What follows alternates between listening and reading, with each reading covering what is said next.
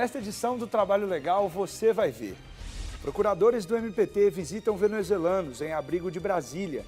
E os direitos trabalhistas de imigrantes e refugiados são tema de seminário no Paraná.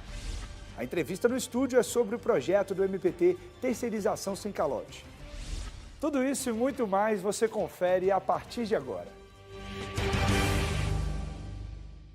Está começando agora o Trabalho Legal, um programa do Ministério Público do Trabalho em parceria com a Associação Nacional de Procuradores do Trabalho.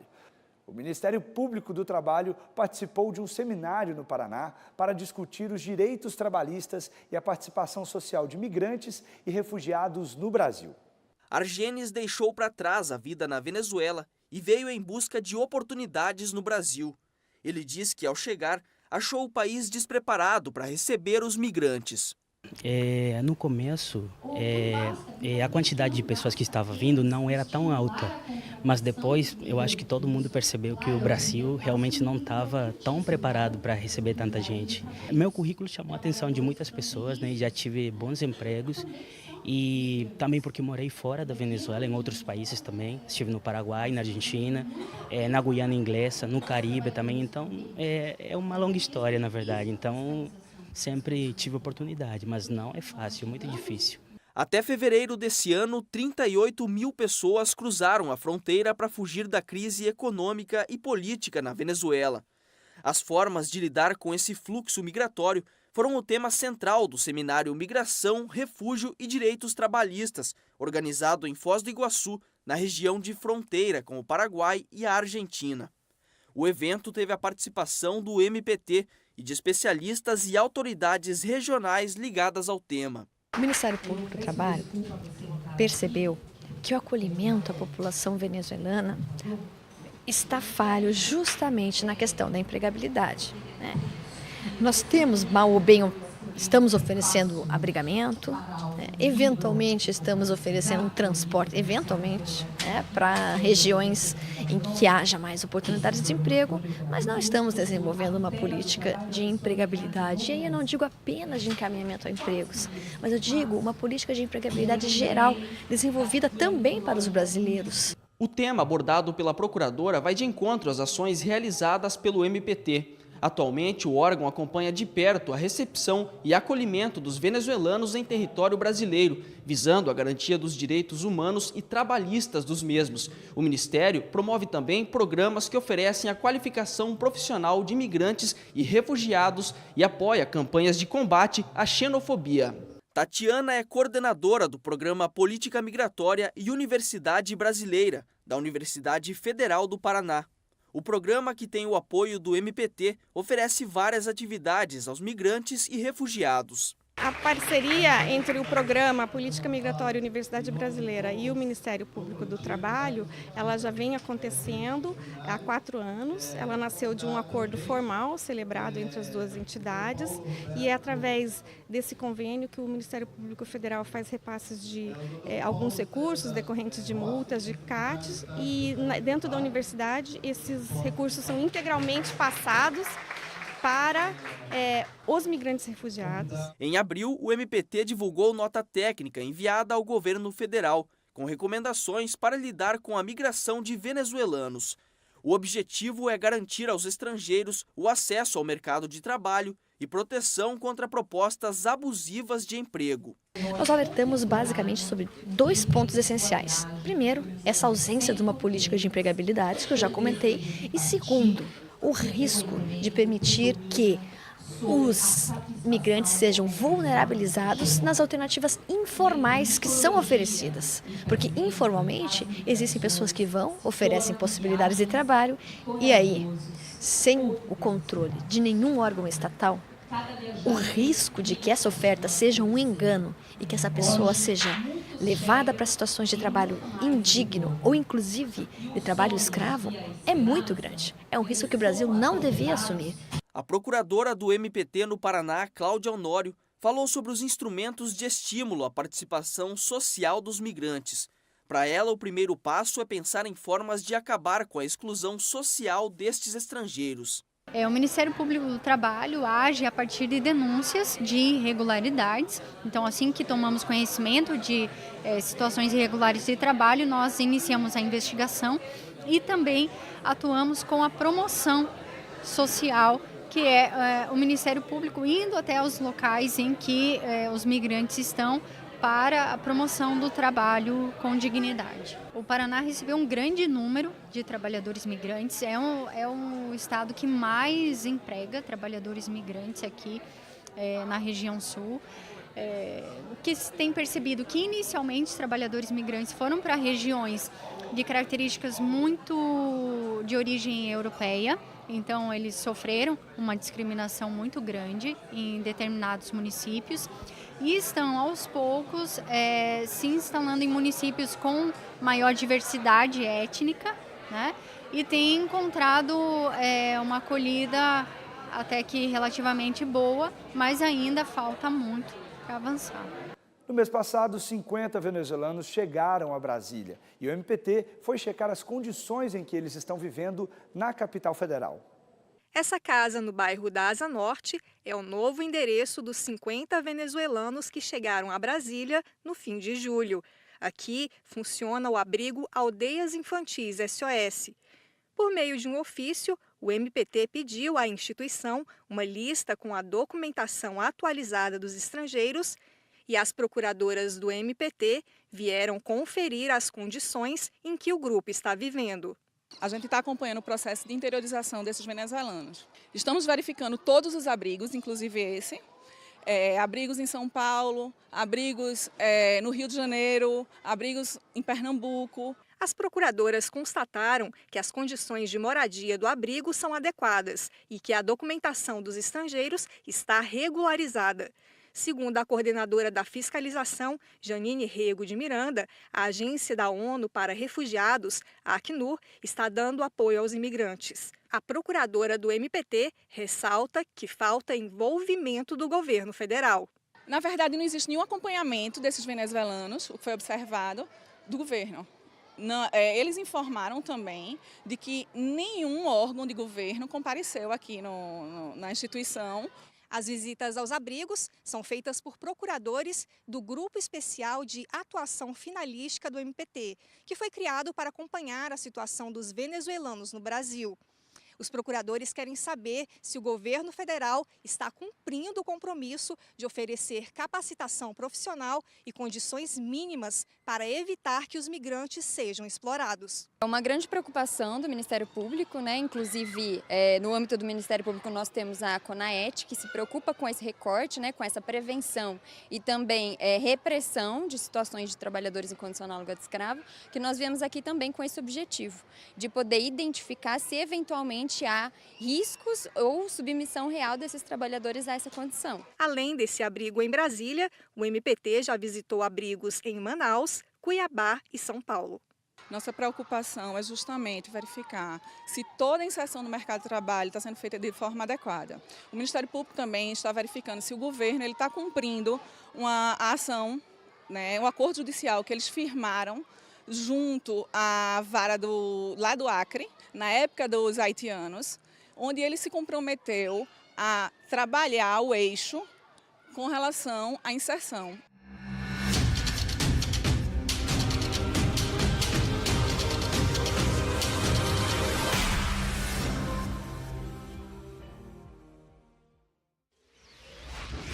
É verdade que o Brasil usa agrotóxicos proibidos em outros países? Sim, o Brasil usa uma série de agrotóxicos que outros países já proibiram, como por exemplo os Estados Unidos, como por exemplo a Europa. O projeto de lei é interessante porque o projeto de lei 6299, que está em discussão no Congresso Nacional, ele altera a legislação num ponto dizendo que o agrotóxico poderia ser usado se ele fosse aprovado em 3 outros países, né, da OCDE, de uma Organização Internacional Econômica. Bom, se ele pode ser usado quando ele for registrado em outro país, por que ele não pode ser proibido quando o agrotóxico é proibido em outros países? E vários agrotóxicos que nós usamos, eles são proibidos por conta de impactos sobre a saúde, por conta de impactos ambientais que já não são aceitáveis em outros países e que nós estamos usando, né? Depois do intervalo, você vai ver uma entrevista no estúdio com o procurador Cláudio Gadelha sobre o projeto do MPT Terceirização Sem Calote. A gente volta em 1 minuto.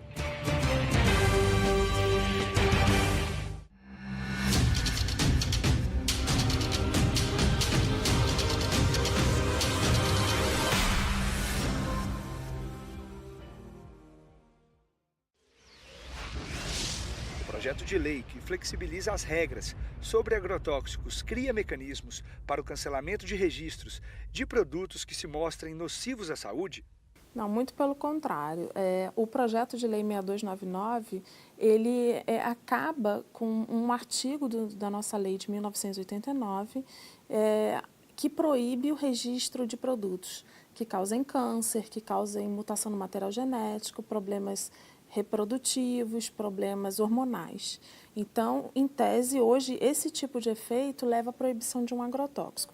Infelizmente, nós, de acordo com a legislação atual, ainda temos no Brasil produtos que têm esse potencial de causarem essas doenças, principalmente porque não se avalia no momento de registro a interação entre elas. Então, de repente, uma substância isolada não causa câncer, outra também não, mas as duas juntas podem levar a um câncer. Então, além de não melhorar esse item da nossa lei, né, atual de 89, que é frágil, porque o registro hoje ele é ad eterno, ou seja, uma vez registrado o agrotóxico permanece registrado, ele abre a possibilidade para explicitamente aqueles agrotóxicos que isoladamente causam câncer, alterações hormonais, reprodutivas, etc., malformações fetais, eles possam ser registrados no Brasil. Então, certamente, nós ainda vamos utilizar produtos muito tóxicos. O MPT tem uma atuação importante no combate a irregularidades trabalhistas praticadas por empresas terceirizadas. A falta de pagamento de salários é um dos problemas mais graves, principalmente nos casos em que as prestadoras de serviços decretam falência no meio do contrato. Para garantir os direitos dos trabalhadores que prestam serviços para a administração pública, o MPT criou o projeto Terceirização Sem Calote. É sobre isso que o procurador Cláudio Gadelha conversa hoje no estúdio com Rafael Silva. Olá, a entrevista de hoje é com o procurador Cláudio Gadelha, que é coordenador nacional de combate às irregularidades trabalhistas na administração pública, a CONAP, do MPT. Doutor Gadelha, seja muito bem-vindo ao Trabalho Legal. Agradeço a vocês pela oportunidade de falar dos assuntos relevantes do Ministério Público do Trabalho, um dos assuntos. Eu começo falando de um assunto muito importante, que é o projeto Terceirização Sem Calote. O que é esse projeto? Um projeto concebido no âmbito do Ministério Público do Trabalho, que visa essencialmente salvaguardar os direitos dos trabalhadores que são terceirizados em todo o território nacional. Ele foi concebido com uma ideia de que é inequívoco, de que várias empresas que são constituídas para fins de terceirização da mão de obra e que tem, ao final e ao cabo, apenas o elemento de lucro a qualquer custo, especialmente com a precarização da mão de obra do trabalhador e, em especial, do trabalhador terceirizado. O MPT tem recebido muitas denúncias sobre esse assunto? Se nós fizermos um levantamento em todos os ofícios dos membros do Ministério Público do Trabalho que atuam no primeiro ou mesmo no segundo grau, em todo o território nacional, nós vamos identificar centenas de procedimentos, de investigações e de ações ajuizadas cujo o objeto principal é justamente a terceirização, ou ela fraudulenta, e aí com égide na legislação anterior à reforma trabalhista, ou então a própria terceirização fraudulenta na administração pública, com violação ao princípio do concurso público, por exemplo, e o que é mais grave, que é a sonegação dos direitos desses trabalhadores, né? Como eu falei agora há pouco, são muitos os contratos que são firmados por empresas constituídas única e exclusivamente para contratar com a administração pública, por exemplo, e no final eles acabam por abandonar os contratos ou ter o contrato rescindido e deixando o trabalhador à míngua. Então, o volume de processos que nós temos no Ministério Público do Trabalho é muito grande nesse aspecto. São muitos prejuízos aos trabalhadores. Quais prejuízos são esses? Principalmente a sonegação das verbas mais básicas do direito do trabalho. desde atraso no pagamento dos salários, que é uma questão recorrente, né? A não concessão de férias anuais, ou mesmo o não pagamento de verbas rescisórias desses trabalhadores. Lembrando que muitas dessas empresas terceirizadas, elas são constituídas na mesa, pega um laptop, um notebook, entra ali nos sistemas eletrônicos interligados, cria-se uma empresa, aí oferece-se, por exemplo, a administração pública mediante processo licitatório, muitas vezes concorre com preço vil, por mais que a legislação, por mais que as instruções normativas, os decretos tentem balizar e colocar limites nessas situações, mas a verdade é que na prática há muita licitação fraudulenta na administração pública. São vários episódios em todo o território nacional de processo de licitação, onde as empresas simplesmente fazem conchavos com a administração pública, e isso é muito recorrente nos municípios do nosso Brasil, de sorte que, quando essas empresas são constituídas, com pouco tempo, elas são obrigadas a, por exemplo, pagar a propina para os administradores públicos, né? Aquelas pessoas que se valem dos contratos na administração pública para fraudar a lei, para obter lucros ilícitos, e, em consequência, sempre vai esbarrar no trabalhador. E como o MPT tem combatido essas práticas ilegais? Nós temos, de forma estratégica, tentando pensar, né, numa solução onde se possa mudar esse cenário, né? A gente sabe que é praticamente impossível você, num país do tamanho do nosso, você acreditar que nós vamos limpar, extirpar a fraude 100% na administração pública. Mas o trabalho do Ministério Público do Trabalho, por meio da CONAP em especial, articulada com o Conselho Nacional do Ministério Público, visa exatamente estabelecer uma estratégia de atuação. Tanto que o nome do projeto, Terceirização Sem Calote, ele está sendo transformado, no âmbito do Ministério Público do Trabalho, em Terceirização Sem Corrupção. Nós queremos abranger, nós queremos expandir essa abordagem. Não apenas esperar que correr atrás do prejuízo quando o calote já foi implementado ao trabalhador, por exemplo. Agora, doutor, muitas vezes a administração pública acaba pagando essa conta duas vezes. E sobre isso, a gente conversa no próximo bloco.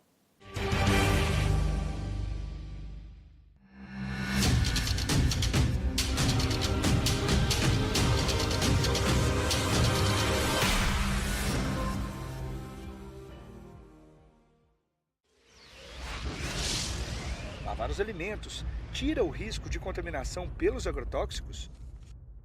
Infelizmente, não. É claro que lavar os alimentos é melhor do que não fazer nada, né? Mas, falando dos estudos científicos que têm sido realizados sobre lavagem de alimentos, existe até um estudo que está muito comum, muito frequente na internet, dizendo que é possível lavar os alimentos, retirar os agrotóxicos com bicarbonato. Esse estudo científico ele foi realizado apenas com maçã e só utilizou 2 agrotóxicos, só testou 2 agrotóxicos. Então, o que acontece? A gente tem centenas e milhares de moléculas diferentes de agrotóxicos. Então, algumas é possível lavar e retirar aquilo que está na casca, obviamente, né? Aquele agrotóxico que penetrou na polpa, ou que foi utilizado desde a semente, né, e cresceu, vamos dizer assim, né, com o alimento, ele foi acumulado no alimento, esse não é possível retirar, né? Então, esses estudos, eles mostram em que algumas situações muito específicas é possível diminuir a quantidade de agrotóxicos. Então, por isso que eu falei, é melhor lavar, né? Às vezes até com uma esponjinha, com detergente neutro, aquele alimento que não vai... Folhosas, por exemplo, é muito difícil de lavar, né? Mas uma maçã, uma pera, alguns alimentos assim, é melhor lavar do que nada. Mas a gente tem que ter consciência que lavar não retira 100% dos agrotóxicos. Trabalho Legal de volta e hoje abordando irregularidades trabalhistas relacionadas à terceirização. Recebemos aqui no estúdio do programa Dr. Gadelha, coordenador nacional da CONAP do MPT. Antes do intervalo, havia dito que muitas vezes a administração pública acaba pagando a mesma conta 2 vezes. É importante lembrar que é um dinheiro do contribuinte e eu gostaria de saber se isso pode ser evitado, como isso pode ser combatido. Pois é, essa é uma questão que muito nos surpreende anos a fio. Anos a fio. Isso uma jurisprudência praticamente consolidada e sendo largamente utilizada em todas as esferas, seja na esfera trabalhista como na esfera civil, de que quando há sonegação dos direitos trabalhistas por parte da empresa terceirizada, então há a responsabilidade subsidiária da administração pública.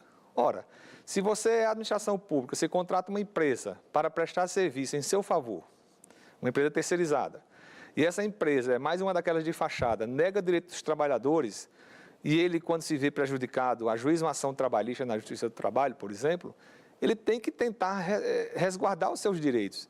Então, essa jurisprudência ela se consolidou por muitos e muitos anos, o enunciado 331 do TST, no sentido de garantir ao trabalhador, né, o recurso que lhe foi negado mediante a ação trabalhista, colocando quem no polo passivo da ação? Colocando a contratante principal, o seu empregador, que é a empresa terceirizada, né, a empresa que presta serviço de terceirização, e no polo passivo também a administração pública como responsável subsidiária. Subsidiariamente, a administração pública respondia e ainda responde, mas só que a jurisprudência do Supremo Tribunal Federal mudou esse cenário, agravando e tornando cada vez mais difícil que o trabalhador recupere o seu direito. De que forma? Passou a entender o Supremo Tribunal Federal que somente comprovada, né, que a administração pública ela errou na hora de contratar, ou ela comprovadamente também errou na hora de vigiar o contrato de terceirização, é que o trabalhador vai ter o seu direito garantido. Antes, como é que era isso? Contratou, o outro não pagou, a jurisprudência era pacífica no sentido de dizer, agora, já que a empresa terceirizada não tem recurso para garantir o direito dos trabalhadores, pague a administração pública. Isso foram anos com essa jurisprudência consolidada. Então, isso trouxe realmente ainda mais dificuldades para o trabalhador e requer com isso todo um anteparo, né, na questão da contratação por parte da administração pública. Repito, é preciso que haja muito cuidado agora, por parte do administrador público, seja ele estadual, municipal ou federal, na hora que ele for contratar uma empresa de terceirização, cuja contratação seja legítima e legal, repito, né? Por quê? Porque no final das contas, quando esse direito for negado ao trabalhador, a dificuldade que ele vai ter de recuperar é muito grande, por conta dessa decisão do Supremo Tribunal Federal. E aí entra o papel do Ministério Público do Trabalho, entra o papel dos sindicatos, entra o papel do Ministério do Trabalho e Emprego, para buscar uma conduta preventiva e evitar de tal sorte tantos prejuízos para os trabalhadores. O MPT também tem defendido uma conta vinculada, né? Eu queria que o senhor explicasse essa questão. A conta vinculada é uma busca de uma garantia dos recursos destinados a garantir os direitos dos trabalhadores. Imagine só, a administração pública contrata uma empresa de terceirização, né?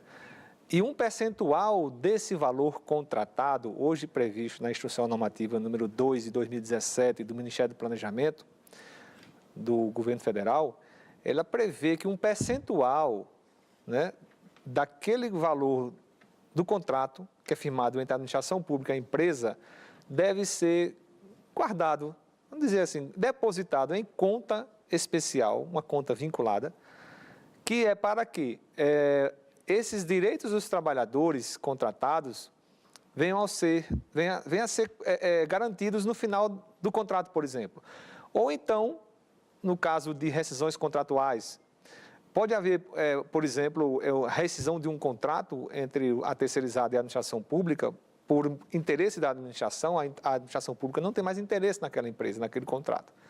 E aí, rescinde um contrato, é um poder que a administração pública tem, previsto na lei, né? E se essa empresa ela não vinha garantindo direitos dos trabalhadores, essa conta vinculada serve para, por exemplo, no final desse contrato, garantir o pagamento das verbas rescisórias. Duas perguntas para encerrarmos. Quais foram os impactos trazidos pela lei da terceirização e, diante desse cenário, a quem o trabalhador pode recorrer? Olha, a reforma trabalhista, seja ela, no primeiro momento, com a modificação da lei do trabalho temporário, que previu a terceirização irrestrita, né, ela está hoje sendo concretizada, digamos assim, por meio do entendimento de que é permitida a terceirização restrita por parte na esfera privada. Nós estamos falando aqui agora já na esfera privada. Na esfera pública, eu entendo, e não só eu, como estou apenas interpretando conforme a Constituição Federal. Para terceirizar na administração pública, é preciso que a terceirização se restrinja às atividades não preponderantes, atividades meio, como se chama. Na esfera privada, essa terceirização parece, segundo se tem entendido, não é a visão do Ministério Público do Trabalho, que é irrestrita. Mas é bom lembrar que o Supremo Tribunal Federal está com essa matéria com repercussão geral, num recurso extraordinário, onde vai ser decidido, e aí vai ser de forma vinculante, né, se essa terceirização ela vai ser irrestrita ou não. Quais são as consequências para o trabalhador? A terceirização, lamentavelmente, no nosso país, ela foi concebida e constituída como uma forma precarizante de trabalho. Não é um mecanismo moderno, atual de gestão das relações de trabalho. Não, a terceirização foi criada para diminuir despesa do empregador, tão somente às custas do trabalhador. Precarização quer dizer desproteção da saúde e segurança do trabalho. A empresa terceirizada, ela não se preocupa com o trabalhador lá na ponta que está prestando serviço para outra empresa, como estão as suas condições de trabalho. É comprovadamente já demonstrado por números que esses trabalhadores ganham pelo menos 25% a menos do seu salário, né? O tempo de contrato de trabalho é bastante diminuído. Antes você tinha uma perspectiva de pertencer ao quadro de uma empresa importante, uma indústria. Imagina uma indústria onde você poderia começar com uma determinada função e ter uma carreira dentro da indústria e virar até um diretor, por que não? Nós temos vários exemplos dessa natureza. Com a terceirização isso acaba. Por quê? Porque o trabalhador passou a ser apenas um objeto de aferição de lucros fáceis, onde ele pode ser remanejado, está insatisfeito, a empresa que eu contratei, troca esse trabalhador, eu não estou satisfeito com ele. Então, é um sistema todo de precarização das relações de trabalho e também a desmobilização sindical. Com a terceirização restrita, cada vez menos você vai ter a possibilidade de haver uma coalizão de forças em torno da defesa do direito desses trabalhadores terceirizados. Doutor Gadelha, muito obrigado pela presença. Eu que agradeço a vocês pela oportunidade.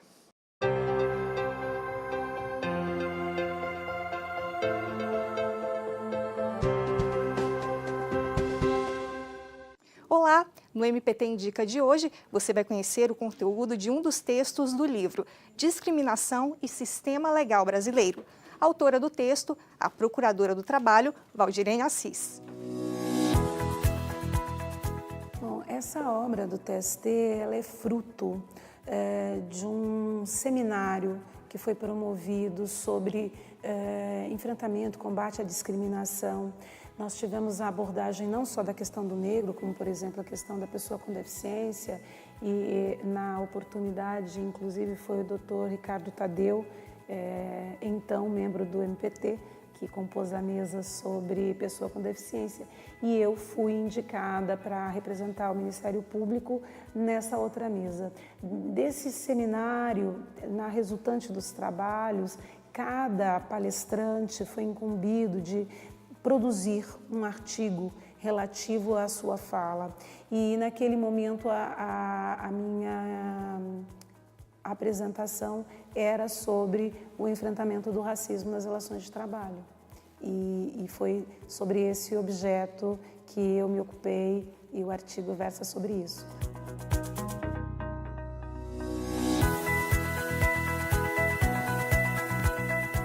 Não se pode deixar de mencionar a necessidade que se tem sempre de observar a adoção das ações afirmativas, né? Você ter, por exemplo, uma pessoa pertencente ao Ministério Público ou ao Judiciário, né? Um representante negro ou negra.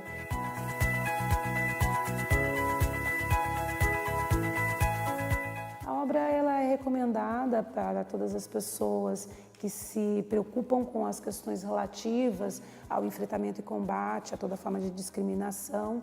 Então estão aí os estudantes de direito, os profissionais da área jurídica e a sociedade como um todo, né? Porque é um tema de interesse enorme, né, para o nosso país.